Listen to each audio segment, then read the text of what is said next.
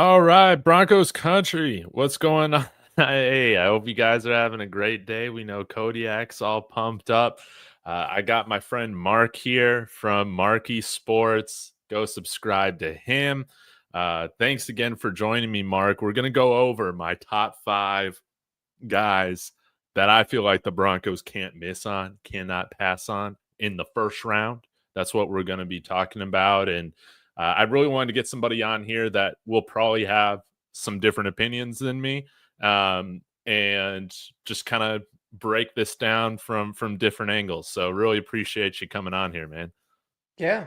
No, I appreciate you having me, man. I'm excited. This is the best time of the year, man. So happy to be here.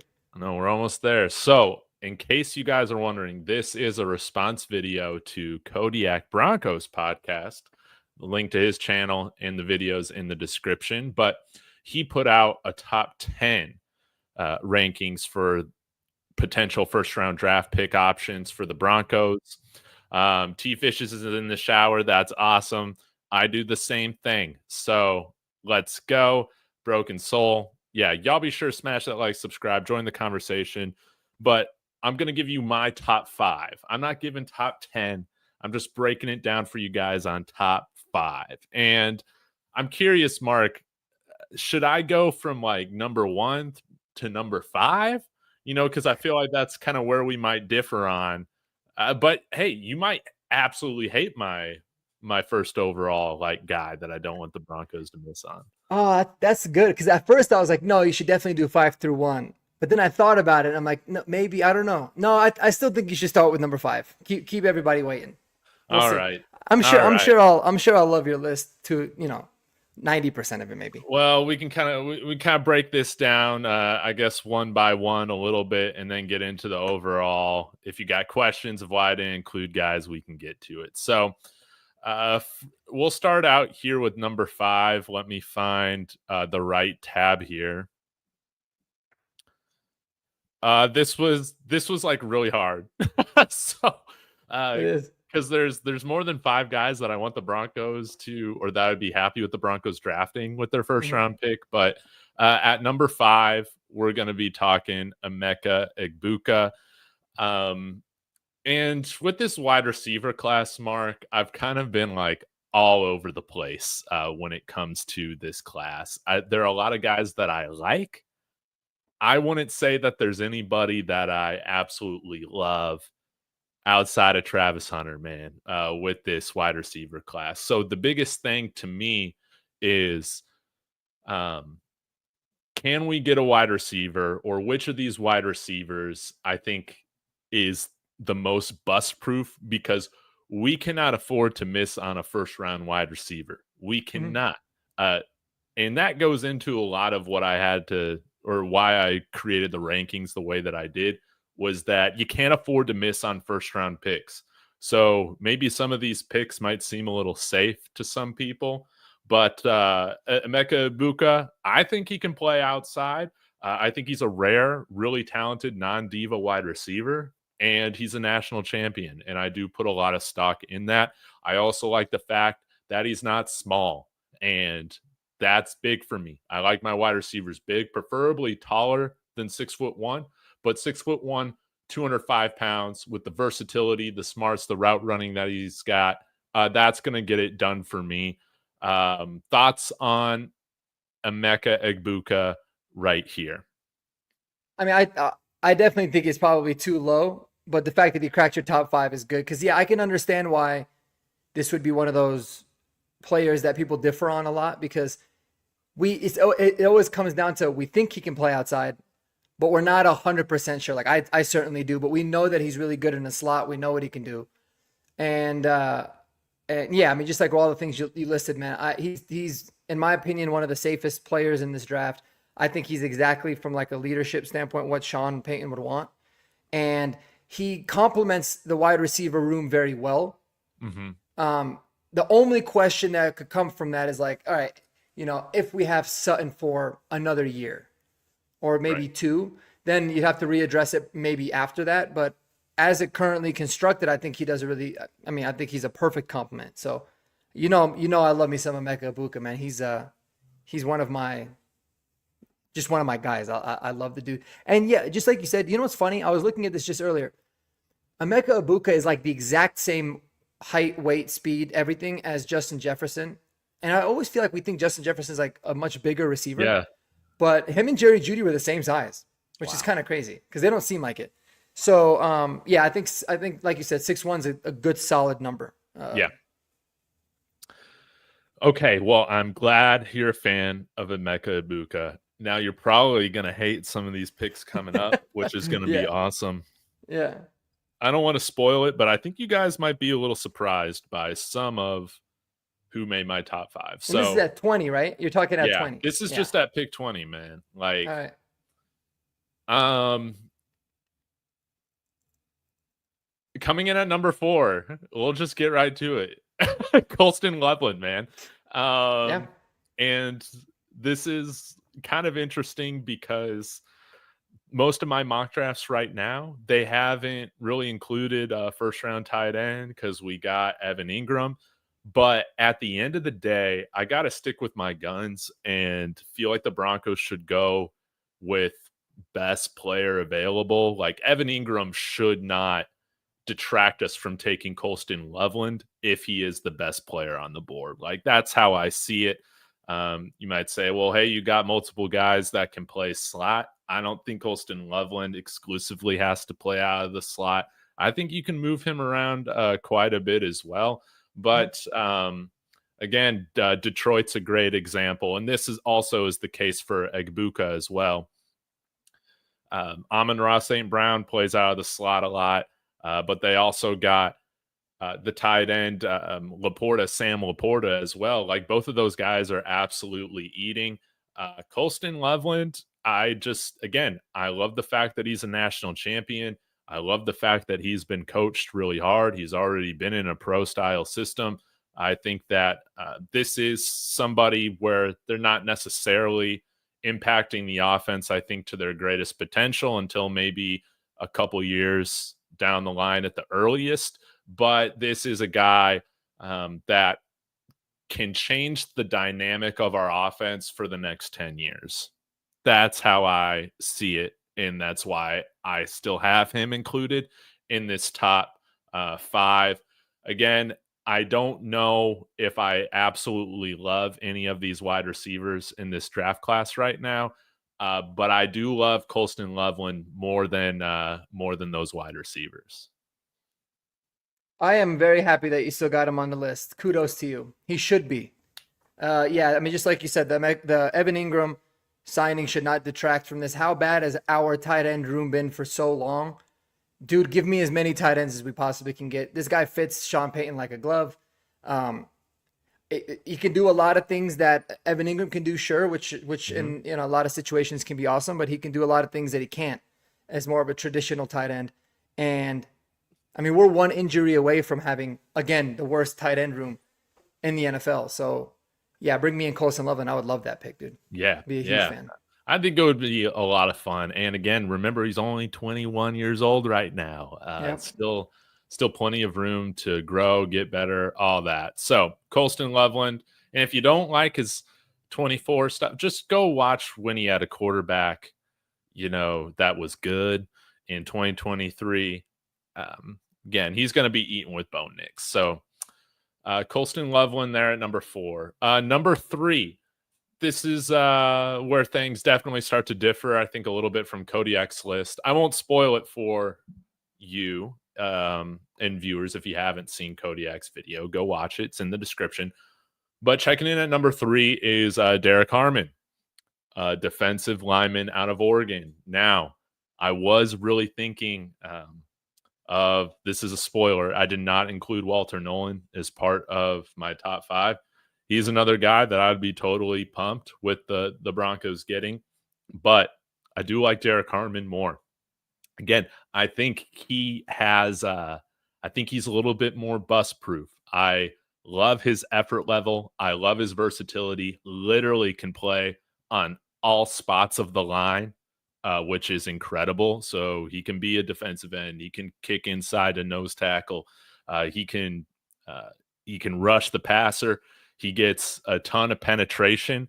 The one kind of knock on his game, it seems to be like, hey, some of his finishing ability isn't always the best. But when we're talking about this defense, right, and where maybe the top end talent for this draft is, it really is the defensive line. And we have a great defense. We have a very good front seven. Yeah, we did lead the league in did we lead the league in sacks? I can't remember. Yeah. Okay. Yeah. Yeah, we did. But why not bring in another guy that I think can truly make this line just unbearable for offenses and make us elite? Is this taking a page out of the Eagles playbook? It absolutely is. Let's not have Zach Allen lead the league in snaps the position this year. We can't have that happen. Derrick Harmon, again, is a guy that I feel gives you instant impact on that defensive line and instantly raises the floor at the position group, just like Colston Loveland and Emeka Egbuka do. Yeah, man. I mean, look at that. What is it? 43 quarterback hurries last year and a 17.6% pass rush win rate. That is absurd. No, he's an unbelievable player.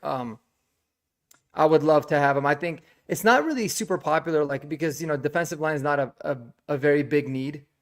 Yeah. Fans, we like to look at just the 2025 season, which I totally understand. But it's also important to realize that that's not how GMs look at it.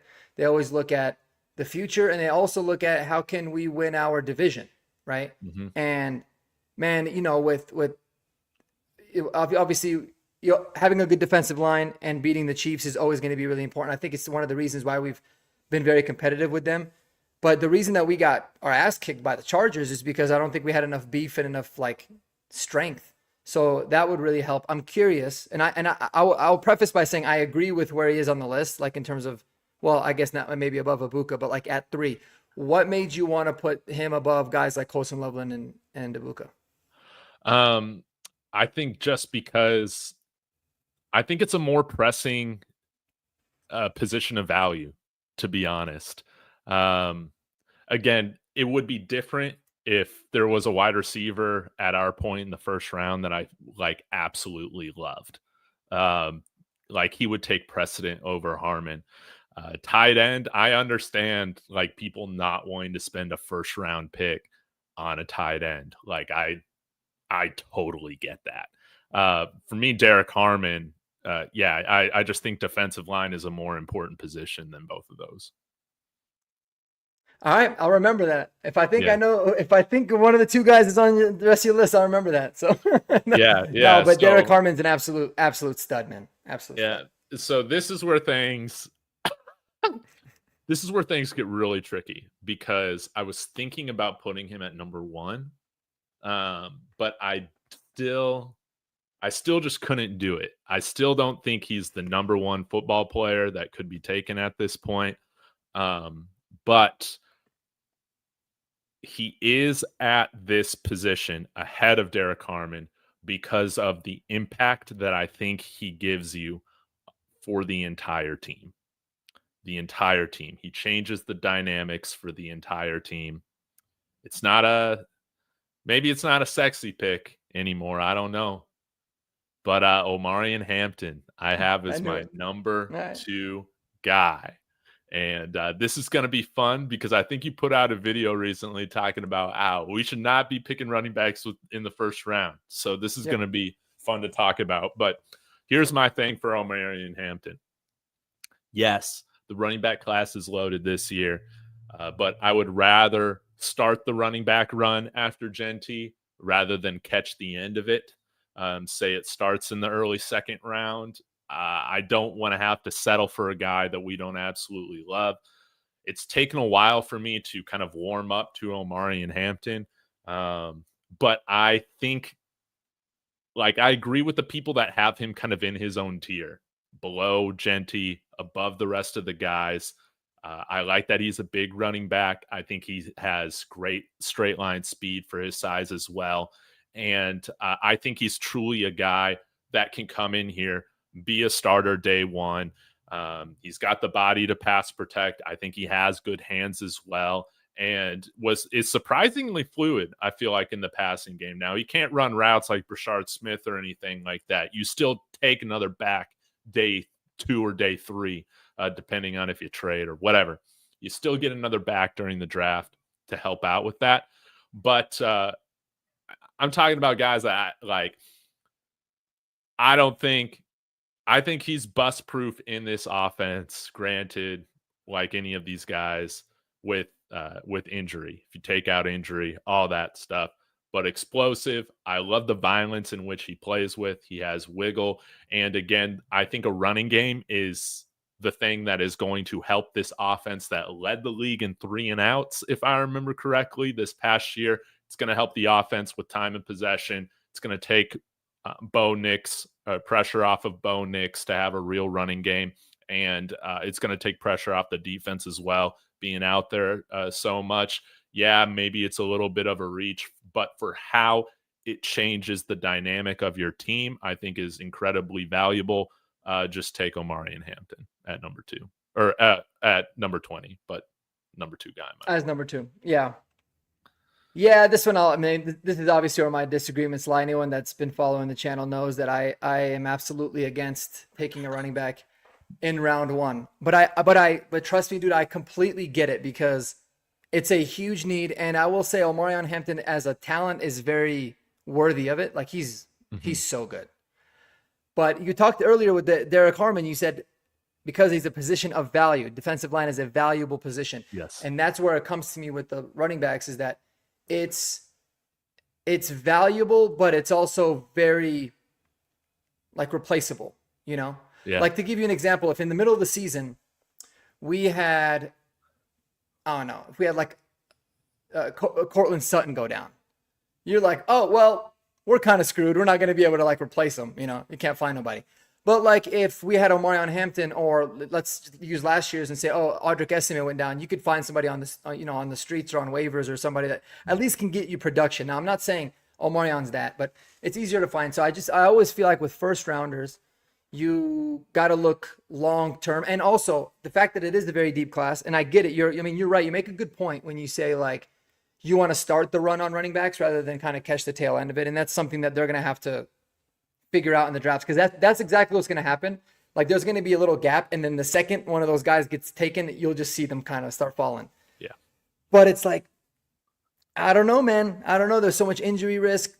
Sean Payton always does a running back by committee. So he's, whatever running back you get, I don't think they're going to be like a full-time 20 carry, 30 carry type of guy. But I can't knock you for the fact that Omarion Hampton is a very good football player. Yeah. Yeah. Very good. The running back, I've been all over with it, all over the place. But I think for our team right now, how I feel about it is, this is a position of absolute need and value right now for how atrocious it was. And I would be okay spending the 20th pick for that. But to get back into it, my number 1 guy, it's not Ashton Genty. I doubt he's going to be available. I just don't think he's going to be here. It's going to be Kenneth Grant, defensive lineman from Michigan. I love this guy. I think he's an absolute menace. He's huge. He can, destroy double teams. He is incredibly solid in the run game, and he's also got some pass rushing chops as well. Again, if you're needing a reminder about his size, 6'3", 340 pounds, and still had like 23 hurries this past year. You can kind of line him up. He does have some versatility on the line, but this is truly somebody that is going to make life absolute hell for opposing offenses, having Kenneth Grant, Zach Allen, and the edge rushers that we got. I think would be amazing. He's number 1 on my list. I think the guy that's probably most likely not going to be there by the time pick 20 rolls around is Kenneth Grant. So I did leave some guys off here like Tyler Warren and Ashton Genty, obviously.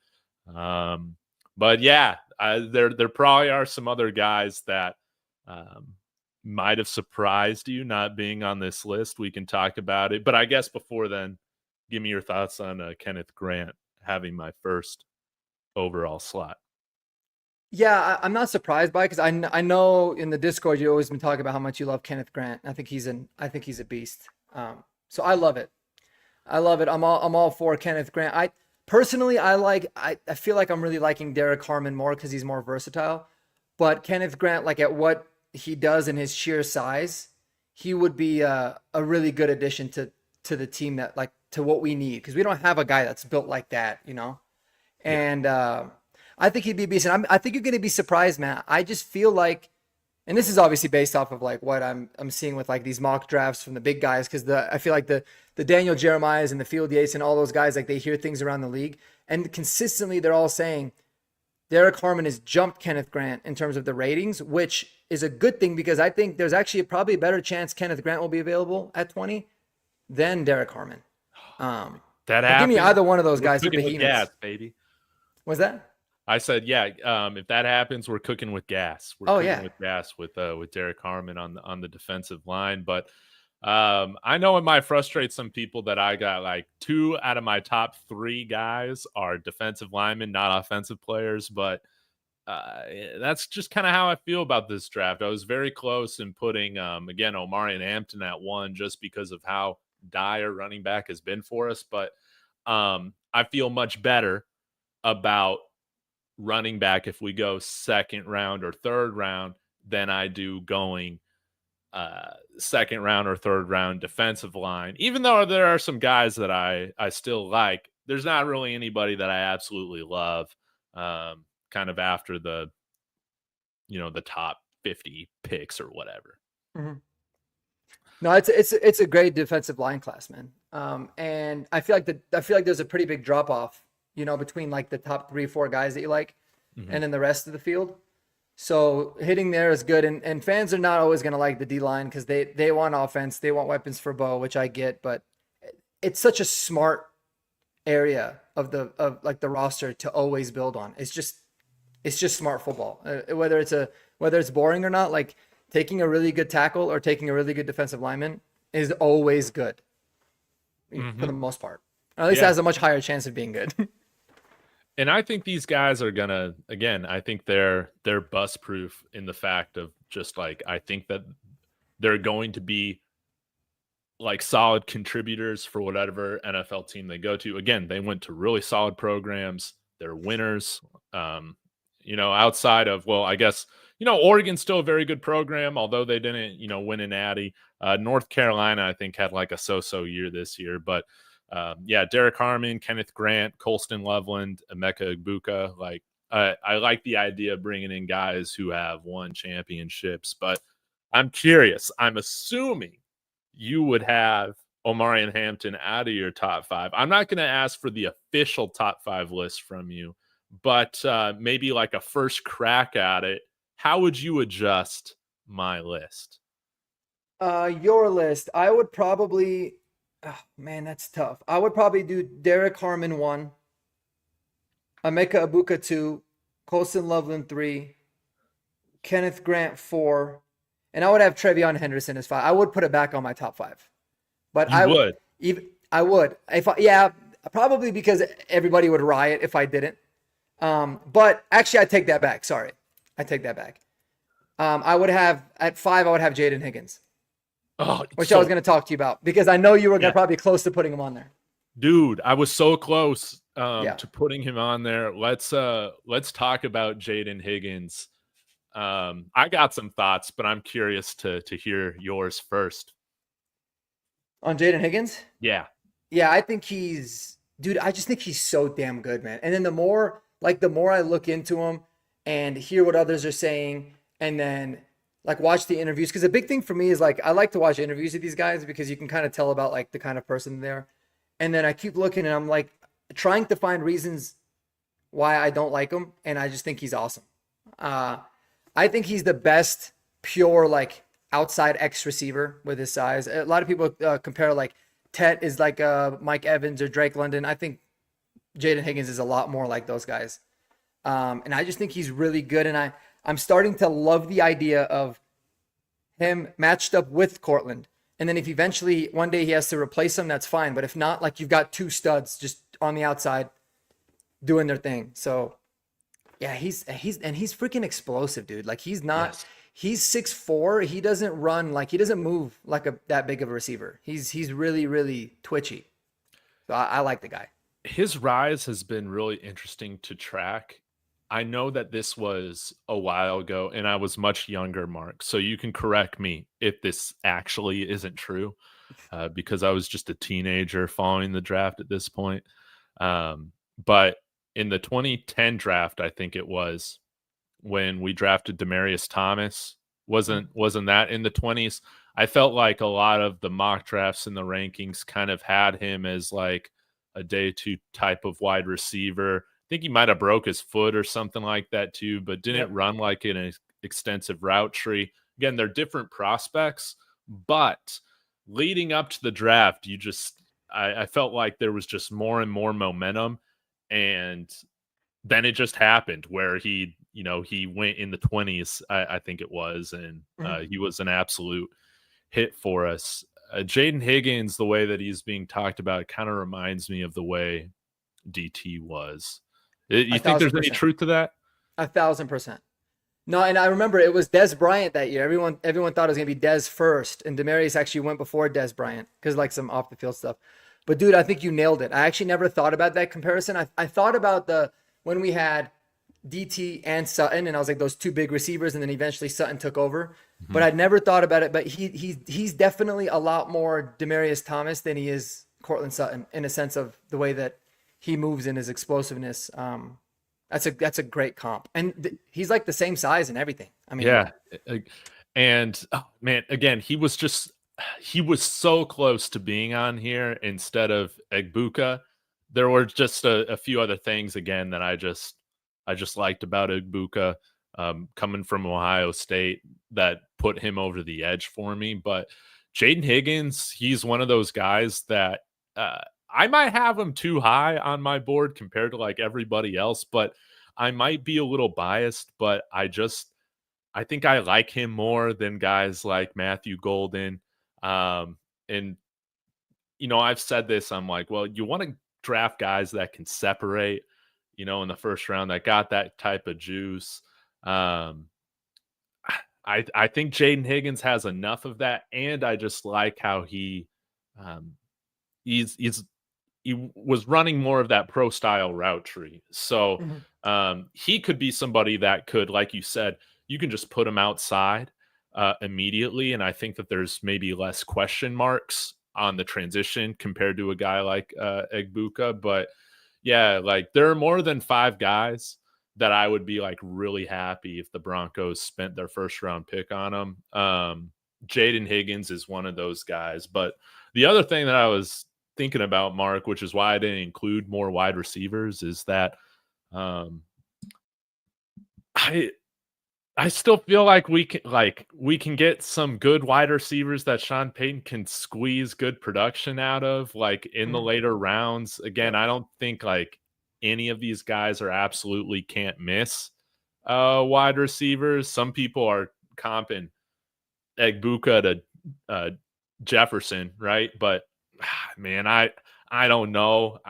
I don't know. There's not many comps for guys like that. But again, I spent more time watching Will Shepherd again today because of his extensive time spent with Sean Payton after the CU Pro Day. Dude, he's 6'3", over 200 pounds.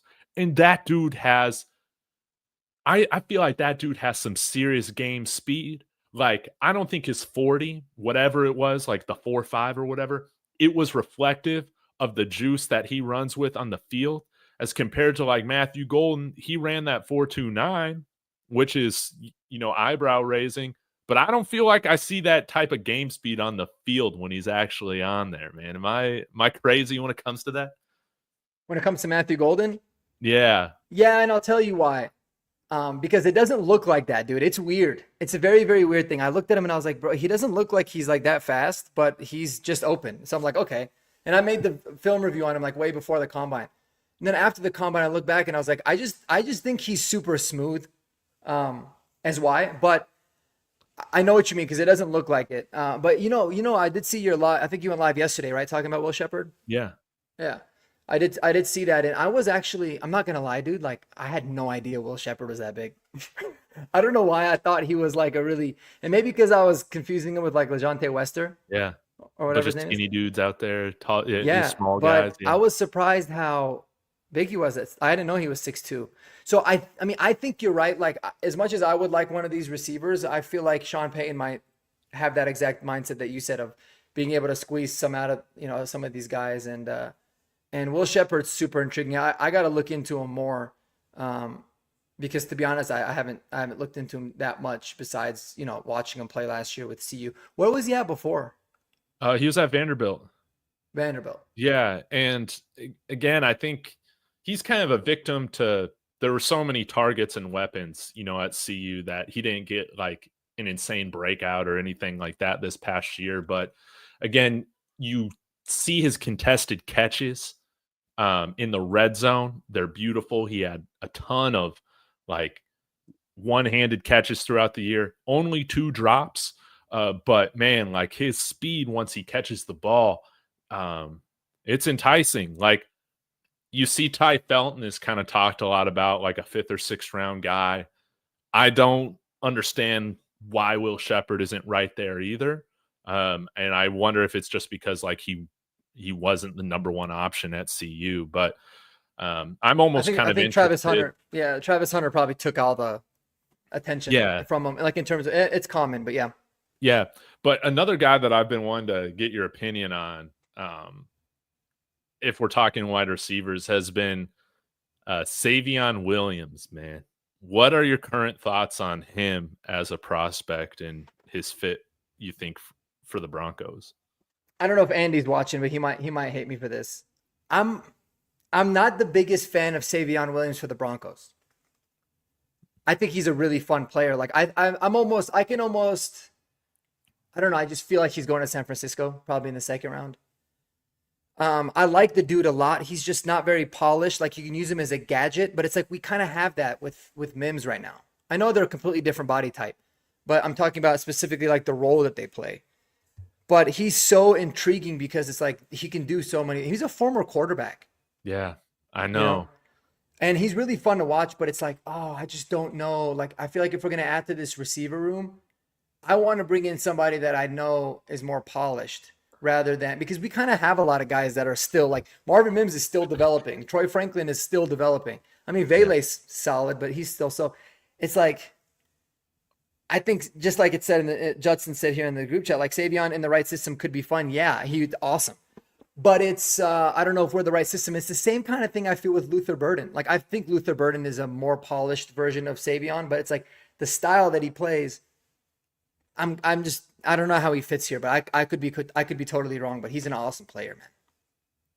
That's kind of how I feel a little bit in terms of like his fit for the team right now. He would just be another unpolished guy that's not running routes. And we got questions on right now if Kenny Colbert can teach that to these guys. I think we saw some improvement in the second half of the year, but again, we need some polished route runners in here. But if I'm drafting Savion, it would be amazing if we could get him to run, a pro route tree, if he could develop into that. Because again, I think his ceiling is incredibly high if he can learn to do those things. But I wouldn't want to draft him just to be giving him the types of looks that he gets or that he's gotten at TCU. I would want to kind of use him as like a project to become something more than that. Mm-hmm. But I know that's a big gamble. Well, and I'd be curious, like for that reason, where would he fall a lot, right? Because some people are saying he's going to go in the 2nd, but like I have a hard time because I don't see teams usually spending like really top 3 round picks on projects, but like he would not be a bad one. But like that's kind of my thing is like where would you take him? Like where would you feel comfortable with the Broncos taking him? Third round. That like honestly, that's kind of where I feel comfortable with most of these wide receivers. Again, if a guy like Jayden Higgins is there in the second round, I don't think that will be the case at our pick. But yeah, like you take that. But guys like Restrepo, Besh, I would feel better about in the third round than I would the second round. I just don't know if second round wide receiver is the pick for the Broncos this year. Unless they're like trading up or trading back and their positioning changes a little bit. But like Kyle Williams, Chris Sims has him as his number 2 overall receiver, which is pretty interesting. But he's also like a 5th-year player or like a 5-year college player, man. And I just I don't know, man. I don't know how I feel about that. Yeah, he's good too, but again, it's like I feel like he could make sense here, but it's also if you're really polished, but then you're polished at like Eastern Washington, and you only were there for a year. Was he only there for a year? I think he was there it's at like, Washington State. Washington State, I mean, yeah. Was it? And so it's like 2 years. Oh, he's there for 2 years. Okay. So he did play 1 year in Power 5. So in 2023, yeah. Yeah, he's interested in play. I mean, I liked him a lot. I thought he was awesome. Yeah. I thought he was dope, but it's such a weird receiver class because there's a lot of talent, but it's almost like all of them are good at something specific. There's not really like jack of all trades. The only guy that's really like well-rounded, I would say, is Egbuka, but everyone else kind of does their own. So it's like it just matters what you're looking for. But I was curious I was going to show this. Oh, where'd it go? Oh, shoot. Hold on. I just had it pulled up and I was like, man, I really wanted to. Oh, you're good. Yeah, we can pull it up. Yeah, Andy, we did touch on Colston Loveland. He was my number 4 player. Have we discussed Colston Loveland agendas? Yeah.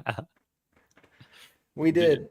And let me give a shout out to everybody in the chat. Sorry I haven't gotten to these comments, but Judson, hope you're doing well, man, with your knee surgery. So thank you for tuning in.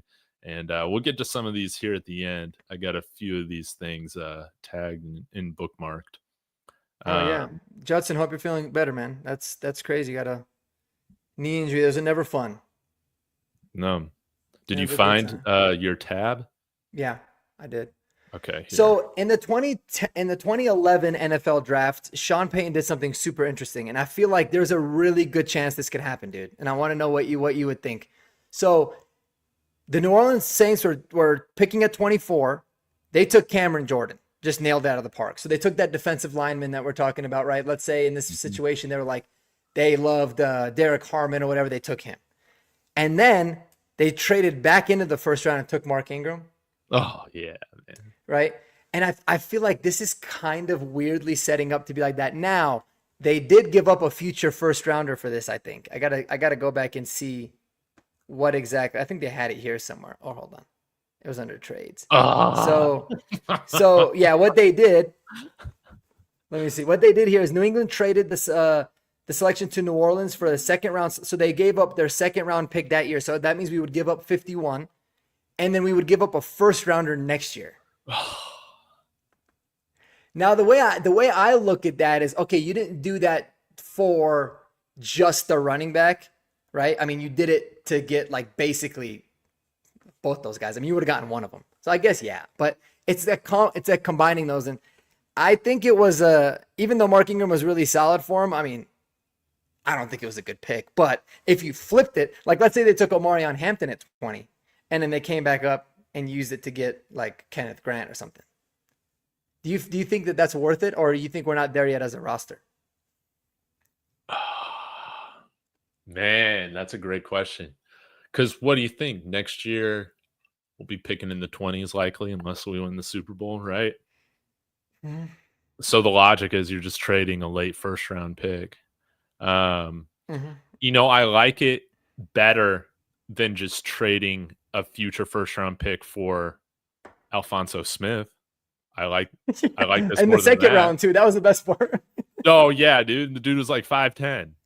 He's like a 5'10" corner. We're like, yeah. And I think we ended up trading up in the second round to get him too. It wasn't even like we got him in the first to get like the out. Yeah, that was so bad. Yeah. He was a second round pick that we gave up a future first. Um, dude, I'll never hate aggressiveness, to be honest. Like, Yeah. I definitely like the idea of trading back more. I think everybody does because, again, we trade back 5 spots and get one of those guys that I got on my list. I'm gonna be so happy, and we pick up another third. Like, that's awesome. Mhm. Yeah. But we need to spam Jackson Dart, Jalen Milrow, like, agenda on how these guys are first round quarterbacks. I just don't Mhm. really see why a team would want to, trade up right now. Yeah, no, such a good point, dude. Because us sitting right in front of Pittsburgh can make it a prime spot. Yeah. If a team wants to jump, if a team wants Jackson Dart or Milrow, or if Shador somehow falls, I mean, we'll be the team that they're calling to try to jump Pittsburgh. So I'm down. I would love that.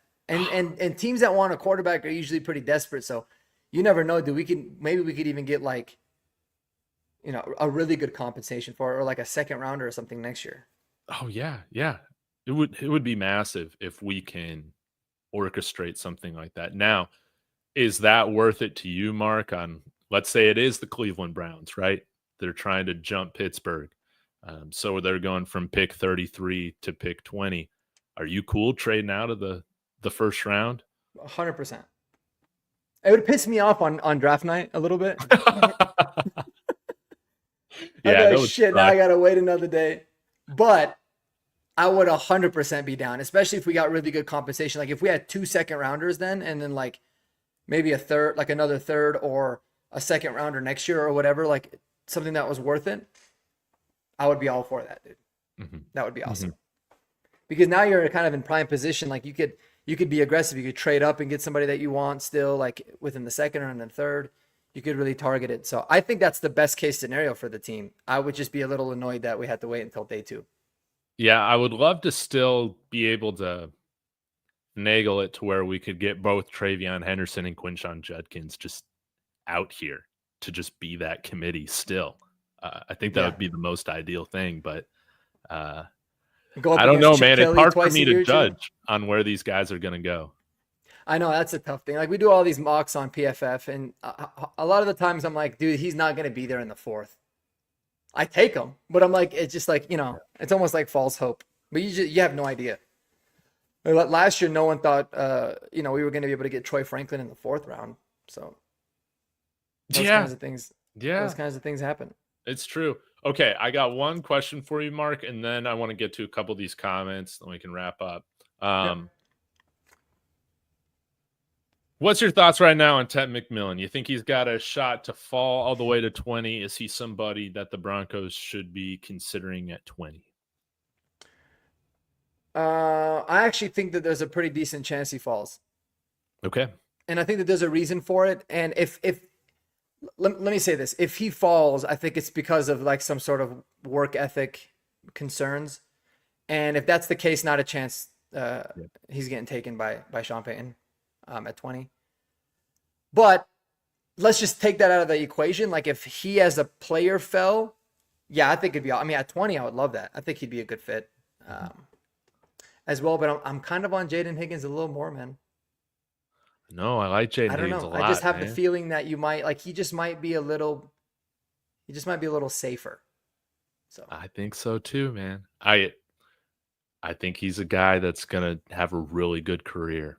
yeah. And yeah, that's just me. Ashton Warren's coming in here saying, what if we get Alfred Collins in the second round? Would you be cool using our second round pick on Alfred Collins? Where do you kind of have him in how you see the whole list of D-line players in this year's draft? I would be absolutely thrilled if we got Alfred Collins in the second round. He's one of the more underrated players. I also would be shocked if he's there at 51, to be honest. I know in a lot of mocks he is. This dude is so good, man. Like he really might be one of those D linemen that sneaks into the upper part of the first round. I wouldn't be surprised, especially if I think like if people are down on Walter Nolen like it seems, and then Kenneth Grant and Derrick Harmon are gone like top 25, I think a team might move up to get Alfred Collins in the upper half of the first round. But Yeah, he would be awesome. I think Alfred Collins is just a stud. And if you needed more evidence as to why, go check out Andy's Substack, all the content that he puts out, because Yes. he loves Alfred Collins. And he makes great points, and he shows video evidence as to why he's good. So he's the one that got me on him. Now, T-Fish is coming in here saying he wants TreVeyon Henderson in the first, Jayden Higgins in the second, either Gunnar Helm or Terrence Ferguson in the third, and then going CJ West or I think Caldwell is what he meant. Caldwell there in the fourth, man. I mean, I would be pretty happy with this sort of scenario. Do you think I know you said you think that TreVeyon should be considered in the first round. Is there any, I guess one of my hesitations, even though like ultimately I would be like cool with it, but with him being a first round pick, is that just hasn't had the workhorse, type of numbers or anything like that. Why should Broncos country not really care about that? Well, because I don't think I think even if we got Omarion Hampton, I don't think we would have a workhorse, just based off of Sean Payton's history of running backs. I would only be okay with TreVeyon or any running back in the first if we traded back and accumulated like an additional second or third. At that point, you can justify it because you're like, all right, like we got much more value. So now everything kind of balances itself out in a sense of like where you draft to where. So that would be the more ideal scenario for me. But I think with TreVeyon, it's more about fit. But I get it because you haven't seen him have a heavy workload, and he only had one healthy college season. I mean, it was this last year, which is a good thing that it was the more recent year, but he did have the injuries years before. So I just kind of I have a secret crush on TreVeyon. So I always like try to be a little bit more careful with my words, but because he's awesome. But yeah, in the first round still. He's fantastic. I want to see him in orange and blue. William coming in here. Do you guys like Luther Burden? What are your thoughts on Luther Burden? You think he's got red flags? I don't buy the whole off the field red flag stuff, but similar with Savion Williams, I think he's a better player. I just don't know the fit, man. There's a lot of behind the line of scrimmage passes, and he doesn't run too many routes. It seems a lot, and it's actually a lot of what Sean Payton likes to do. So the fit could be there, but it's like, I don't know. We kind of have those guys. But what do you think? What are your thoughts on Luther Burden? I mean, I like Luther Burden. Again, I don't love any of these wide receivers, but if I'm going to use a first round pick on these wide receivers, I prefer them to be over 6 feet. Like, that's just me. Like, I want them to have the ability to be that prototypical X type of guy. And I know it's like, well, they could turn into Tyreek Hill and be the number one. It's just Tyreek Hill is one of one. That's how I see it, man. Like, do they got to be over 6 foot, or can they be exactly 6 foot? I prefer them to be over 6 foot because I think Matthew Golden's right there at 6 feet, right? Matthew Golden actually came in at 5'11", but Luther Burden is 6 foot. For real? I thought he was 5'11". Well, He's 6 foot 206. Yeah, he's big. Yeah, big dude. Okay. Baby hands though. Yeah, tiny hands. 8.5. Dude, Jaden Blue, I learned, has tiny hands. That's why he fumbles all the damn time. That dude fix that. He's got a 2. It's like the second percentile in hand size at the position. So I don't think Sean Payton's gonna like that. So I might have to delete that video. Glazing on Jaden Blue, but plenty of other backs to go after. There's like 15 guys I would be cool with. Now, here's an interesting question, Marc. In some of the mock drafts I've done, like I've taken a running back, a couple running backs within the first 4 rounds, but then by the time like 6th round rolls around, I'm like, shoot, like I still kind of would like to take a shot on LaQuinn Allen or Jordan James or Rocket Sanders. Like, is drafting 3 running backs out of this class overkill?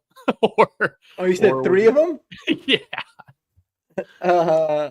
I think 3 might be overkill, but 2 is definitely not. We should certainly draft 2, in my opinion. Oh, man, yeah. And that's another aspect of it too, right? Like if you take a running back in the first round, do you feel like they would still take one in the 6th, or they'd be like, we already invested a first, a running back in the first, we'll just get like a UDFA. I don't know if front office people think that way, but that's another fear of mine, is that they're like, oh, we addressed it with a first round pick, why would we double up? Like if they're gonna double up, I think it's more likely they do it like in the 2nd and the 6th. Or yeah, I would still want them to something. take a running back in the 6th, regardless of where that first running back is taken. Again, like I'm of the opinion that you should draft a running back day 3 every year, just because you can catch lightning in a bottle fairly often at that position on that day.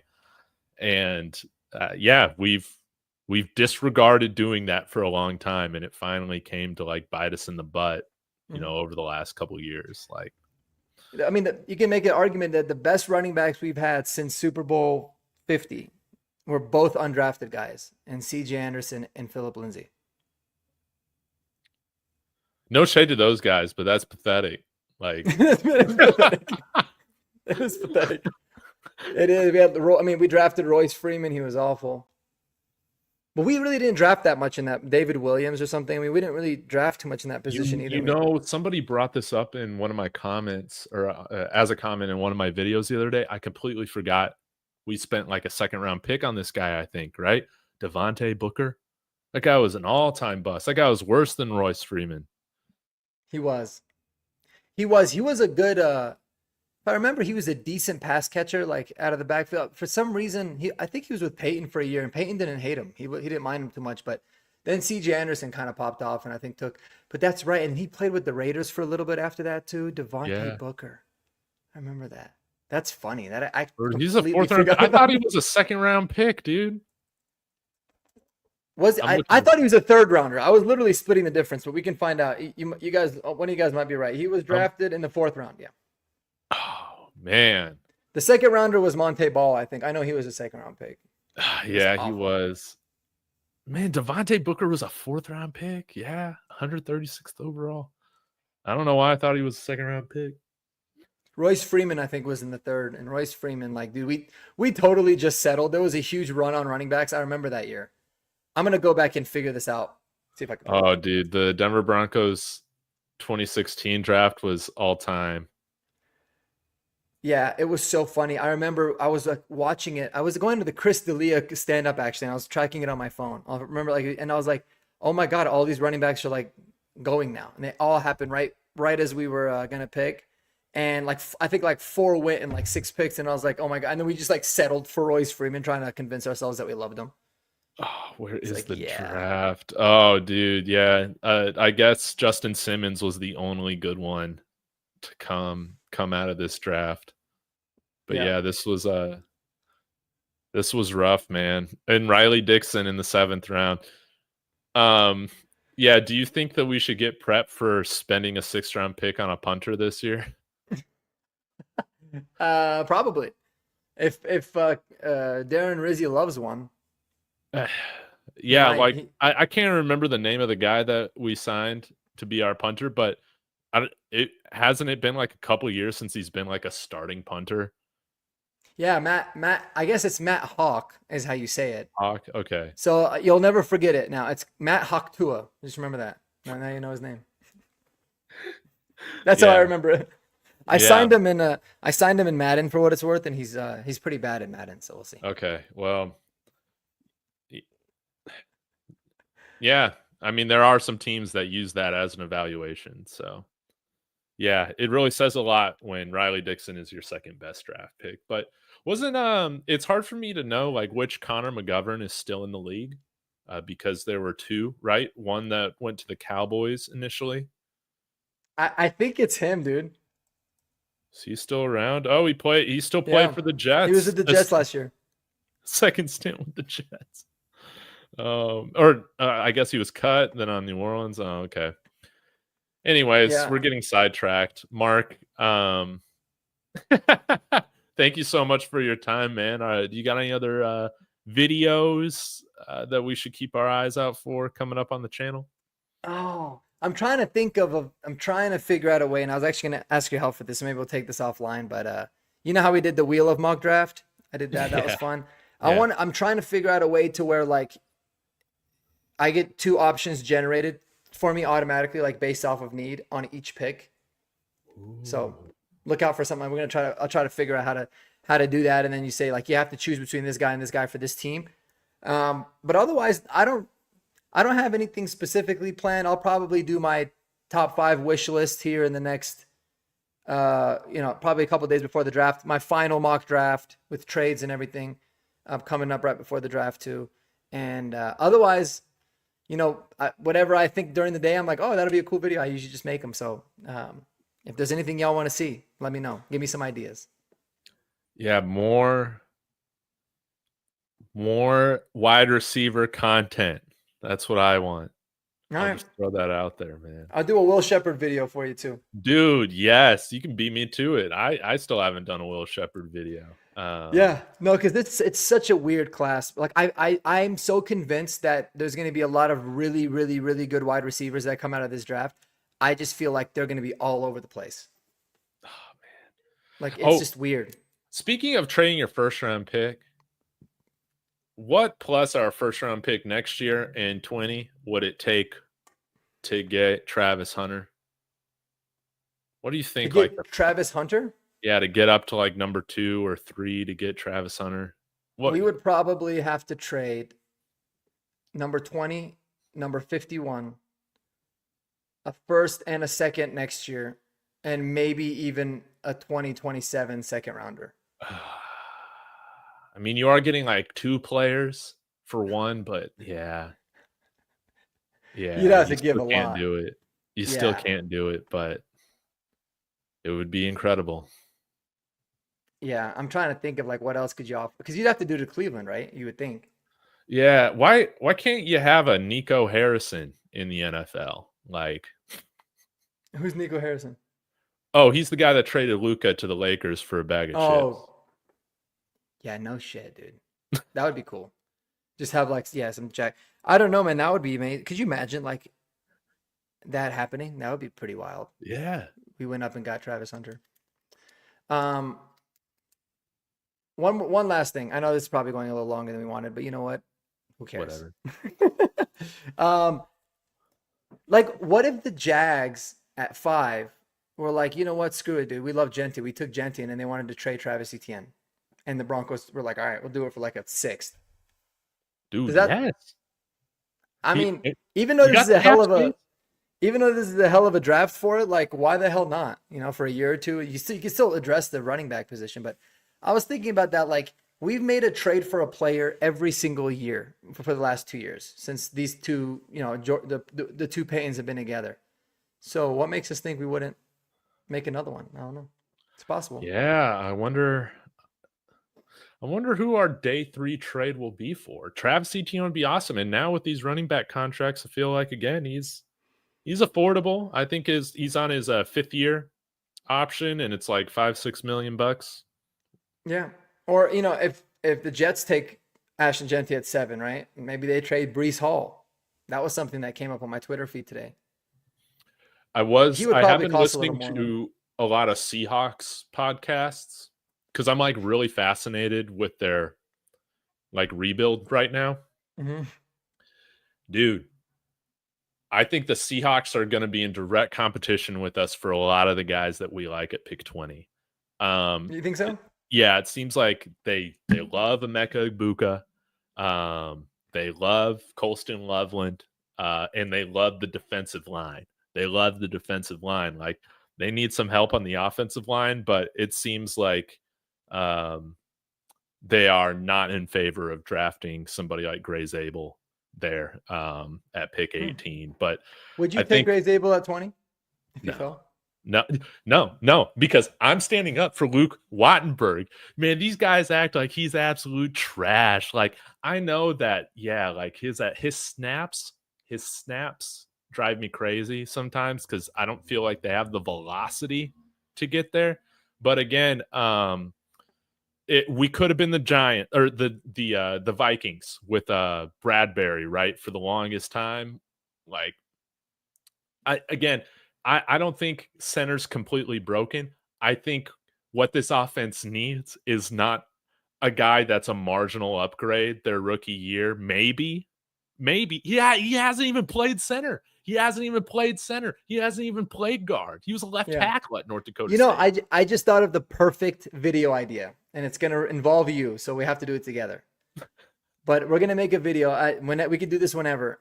I'm going to try to convince you that taking Gray Zabel in the first round is smarter than taking a running back. Oh my. Yes, we'll need to do it. It'll be fun. I mean, I might not even really believe that because I haven't thought about it enough yet, but I feel like I could probably do it. Man, I just think, you got to have big balls to say, yeah, we're drafting this guy and we're going to be playing him at a position day one that he has never played, that he just hasn't played. And but you have to remember, Ben Powers could be gone next year. Most likely he will be. Which is why guard in the third round should not be overlooked. Yeah, I agree with that. Like a Tate Ratledge or Jared Wilson or something. Yeah, somebody like that. He had like an insane RAS score, if I remember correctly. But I would like our 6th-round picks, like at least one of those on an interior offensive lineman. You could look at the guy from Ohio State with like our 4th-round pick. I think his name's McLaughlin. But again, I would much rather spend a day 3 pick on an interior lineman than pick 20 when we just need a running back. But yeah, Seattle, man, they already got Cooper Kupp from us. They might take Egbuka or Colston. I feel like they really like Colston Loveland, and a lot of guys they want him to be that pick. It seems him or like Kenneth Grant. I can see that. I almost like don't want to mess with Seattle no more. It's like whatever we do with them goes to shit. So I'm just like, you know what? Keep your hands clean. Let them take whoever they want. I wouldn't even try to jump them at this point. I'm like terrified to do anything that involves the Seahawks because I feel like all they did is. But we did screw them with Draymond Jones, so that was cool. Yeah, that was cool, and we have a franchise quarterback before they do, which is ironic. Way before. Yeah, just in general. And it just seems like they're going to be, it sucks, man, because, like some of these quarterbacks, I think they'll make great backup quarterbacks, outside of Cam and Shador. But if you don't have a franchise quarterback, or if you got Sam Darnold or Geno Smith, like all these franchises, they're going to be taking another quarterback, and it's just going to end up being a waste of a pick, man. Mm-hmm. Like they're going to end up wasting some pick on on one of those guys. But I will root for Jalen Milroe. I want to see him prove everybody wrong, let a naysayer know. Yep, that's right. Yeah, maybe the Seahawks been cursed for ripping us off. And when did they move out of the division? Because they were in the AFC West, right? Many moons ago. I think it was when the Texans joined the league in 2001. That would be the only thing that would make sense because then they reshuffled everything. But yeah, the Seattle there was 5 of us, right? It was 5 teams in the division. Yeah. Yeah, I think it was around then because then they Texans got added to the AFC and then everything got all shuffled up. Oh yeah, I think that's what it was. Yeah, Jerry Jones didn't want it. They didn't want another team in the NFC in Texas. Yeah, but anyways, I'm going to shut this thing down, Mark. Really do appreciate you hopping on, chatting with me. This was a lot of fun, and I look forward to looking at your top 5. Thanks, brother. Yeah, I'll have you on, and I appreciate you inviting me, man. It was fun, and thanks to everybody out in the chat too. Yeah, y'all. Thanks for tuning in. I'll be back again probably tomorrow. So smash that like, subscribe, bell for notification. Go Broncos. Go Broncos.